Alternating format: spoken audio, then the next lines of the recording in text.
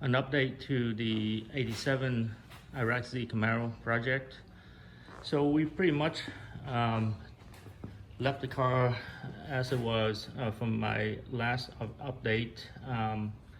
We're still waiting for the distribution block for the brakes to come in. Other than that, our attention was in the engine. So we had the 5.3 liter LS LM7 torn down to the block, sent it to the machine shop, and yeah, they did a great job on it. That's a really nice local machine shop in Houston that we go to get engine work done. It was bored and honed 20 over. So we're gonna go get some new pistons and pretty much the rebuild kit for 20 over. Everything was cleaned up. As you can see, the cam bearing was installed. It's a special tool that you need to have to install those. The machine shop usually install those. So we got let's see, let's take a walk over.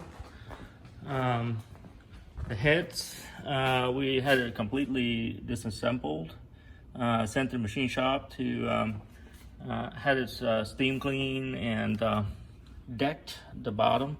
You can see how nice and shiny it is. They recommend to deck the bottom of the heads. The block, you can just leave it. You don't want to spend the extra money. So that's what we did. We had a bunch of high performance stuff that we bought from Brian Tooley with the higher spring rate springs and the entire kit with a very aggressive cam. Forgot the name of the cam, something got to do with Eagle. But anyway, yeah, that's coming. And then the crank, we had it, the journals checked, and everything is within spec, so we just had it cleaned up and polished. Did not have to be ground down, which is great news. The rods in really good condition. They had it inspected and cleaned up for us. We're gonna send this back with a new piston to have the pins installed. I'd rather have them do it than me, because there's a temperature and time that you have to heat this thing up and then insert the pin. I didn't want to get it wrong. So anyway, that's where we're at. We'll get it put together probably in a few days. We got the valves all lapped and ready to go. Flipped it over and started to put the springs on. These are the double springs that we got from Texas Speed, not Brian Tooley, like what I said before. I did get some of these on another project from Brian Tooley. Anyhow, they're probably very similar stuff.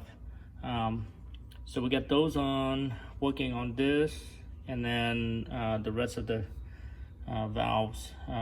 This is the bracket that we use, a fixture that we use to compress the spring. It's really simple. You kind of just bolt this two bolt on, and then just turn the nut clockwise to bring the whole thing down, the compressor spring, and then you insert these little retainers. Let me see here. Yep, these little retainers here. The two per valve, and you insert them right in there, and you start going kind of counterclockwise on the nut, and to bring this back out, and then it latches in just like this side. So very straightforward. So we can get that done for the rest of these, and then pretty much the head is finished. We got the rest of the valve springs on. very straightforward operation. Just take a little while. There's 16 of these that we had to do. We decided to insert the pin ourselves by heating the crank. The rod, and probably should have sent it to the shop and have them professionally done it. But we did it ourselves. It didn't turn out too bad. There was a couple of these that it wasn't positioned correctly, and we had to press it. We ended up having to heat this portion of it a little bit, and then put it in the press, and then move it just a little bit to get it perfectly centered. Yeah, definitely should have sent it to the shop. I just didn't want to wait. We had a long weekend and didn't have to wait for another week to go send to the shop and then get it done. Anyway, yeah, it's done, and now it's getting ready to be put into the block.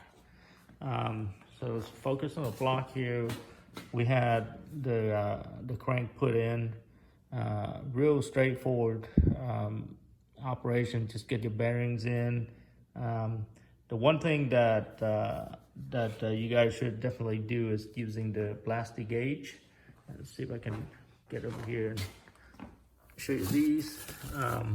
Just make sure you use these. These are like small string that you can flatten it to measure how big your gap is by after it's flattened, and then you just measure the flat piece and see how much gap you have.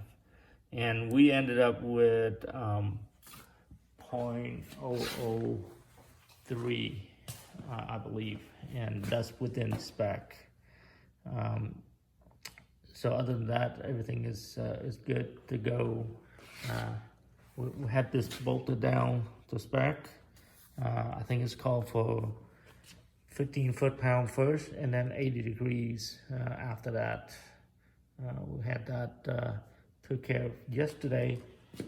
So the plan for today is trying to get the short block at least put together, get the piston in, and same thing here. You gotta do the plastic gauge here. Just gotta put that string on here, and then bolt it down to spec, remove it, and measure the flatness, how wide the strip is, and they'll tell you how much clearance you have. But yeah, that's where we're at. Got the short block done, or at least that's what we thought. You look at the side wall, we noticed that there's some scorch along the way, and there's 2 scratch. And immediately we knew there was something going on, because you look at all the other cylinders, all looking nice and smooth. So we went ahead and removed the piston, and this is what we found. The oil ring got twisted. These are really flimsy, and they went in crooked. It'll bend, and it'll jam as it comes in, and that's a big problem. So I'm gonna go ahead and order some new oil rings, and then we'll have to continue working on it. Next week is late Sunday afternoons. This is as far as we're gonna get. But anyway, pretty much the short block is complete. Other than that problem with the cylinder.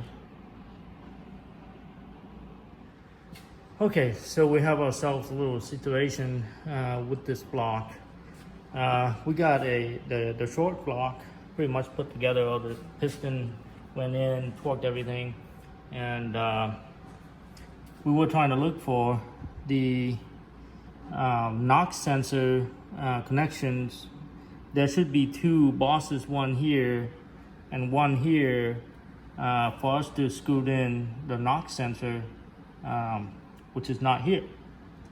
So after doing a bunch of research, I found out that the machine shop screwed up and gave us a different block.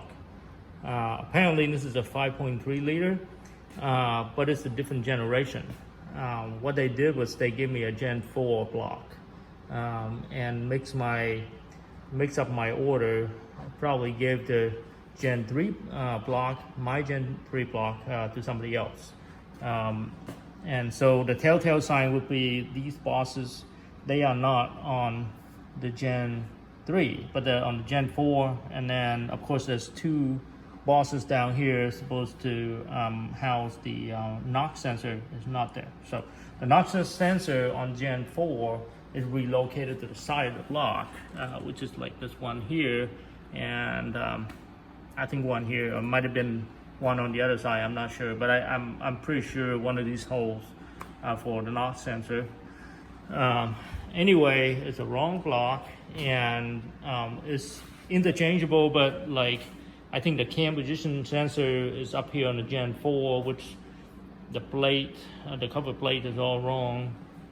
And so what we're gonna do is we need to take everything apart and take it to the machine shop. I call them today and they say, let's take this one back in, and they'll give me a Gen 3 block that I have there, which is very disappointing after all this work for nothing. Now I have to tear it back down, bring it to the machine shop. But hey, you know, I learned my valuable lesson. Next time I'm gonna have to have some kind of marking on a block, make sure I'll write down serial number or something. Gotta be some serial number on this block. But at this point, it doesn't matter. I need to take it back. So that's where we at. We're back to where we started about a couple weeks ago.